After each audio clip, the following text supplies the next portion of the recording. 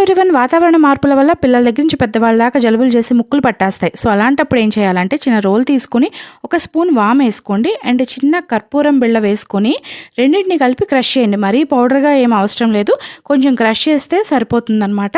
ఒక పాతది cotton cloth నేను తీసుకున్నాను, ఒక చిన్న చీరలోంచి చింపి.